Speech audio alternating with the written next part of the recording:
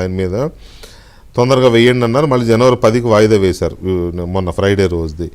ఏం జరుగుతుంది అనుకుంటున్నారు? దీనివల్ల ఏమైనా ఫ్రూట్ ఉంటుంది అనుకుంటున్నారా? ఒకటే కృష్ణ గారు, ముందు మీరు లేట్ అవుతుందా చేస్తున్నారని టైటిల్ మార్చండి. చేస్తున్నారు అవుతుందని మీకెందుకు డౌట్? మళ్ళీ అవుతుందా అని పెట్టారు టైటిల్. సినిమాలో అవుతుంది ఏం లేదు, వైకుంఠపురంలో గ్యాప్ వచ్చిందా ఇచ్చావా అని అడుగుతాడు కదా, అది ఇప్పుడు అలా గ్యాప్ లేట్ అవుతుంది. మీకు తెలిసిందే కదా, మమ్మల్ని లేట్ అవ్వడం కాదు, లేట్ చేస్తున్నారని పెట్టారు. మీరు కూడా పార్ట్ అండ్ పార్సల్ ఆఫ్ దాంట్లో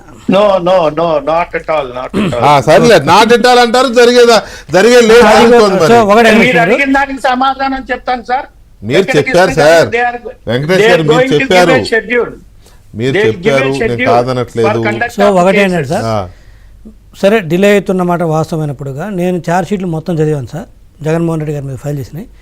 మేబీ టుడే ఆర్ టుమారో, ఒకవేళ 4 రోజులు ఇంకా అంతే. నాకు తెలిసినంత వరకు ఇప్పటికే టూ మచ్ డిలే అయింది. నేను ఇంకా అవుతుందని నేను అనుకోవట్లేదు.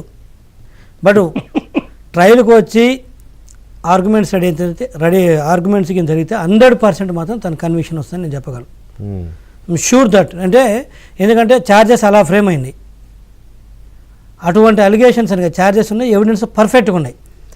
మేబీ గఫూర్ గారు సార్ మీరు నవీన ఫ్యాక్ట్ ఏంటంటే మన అందరికీ తెలిసింది సార్, ఇందాక నేనైతే ఒప్పుకుంటున్నాను, it is their fact, somebody is there. ఏమిటంటే జీవి రెడ్డి, మీరు ఇప్పుడు మాట్లాడే వాళ్ళ గురించి నేనేం మాట్లాడటం లేదు.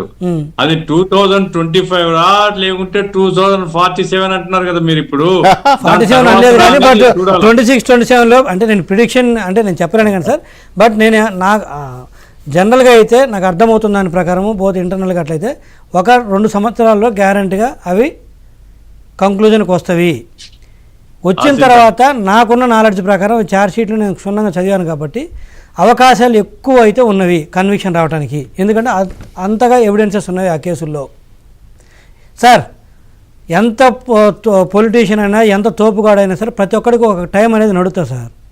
ఆయనగా జగన్మోహన్ రెడ్డి గారికి ఆ టైం నడిచింది. ఆ సింపతి తోట, అండతోట, డబ్బుతోట, కండతోట, ఇంకోటి అనేది అది అయిపోయింది. అఫ్కోర్స్ ఇప్పుడు మీరు అడగాలి, మేము చెప్పాలి, డిబేట్లు పెట్ట తప్పేం లేదు. ఇంకోటి సార్ కూడా చెప్పారు ఇందాక, ఆయన వివేకానంద రెడ్డి గారి మీద పెట్టండి సార్ డిబేట్లు, మాట్లాడుతూ మేము వదిలేయలేదు సార్. బాబు మేము పెట్టకపోతే మీరు పెట్టారా? పెట్టి మేమే కదా మాట్లాడింది, మీరు అసలు అలసిపోయాం కదండి మేము. ఇప్పుడు కూడా పెట్టండి. సునీత మొన్న కూడా పోయి కలిసి వచ్చింది. ఏం పెట్టాలి డిబేట్? ఏం పెట్టాలి ఇప్పుడు దాంట్లో? కాదు సార్, వివేకానంద రెడ్డి గారితో డిబేట్ పెట్టమని నన్ను అడుగుతాడు వెంకటరెడ్డి గారు. ఏమైనా డెవలప్మెంట్ ఉంటే, ఏమైనా కదలికలు ఉంటే జరిగిందని చెప్పి డిబేట్ కదలిక చెప్పిద్దామని పెడతాం సార్. అది సిబిఐ వాళ్ళ చేతిలో ఉంది.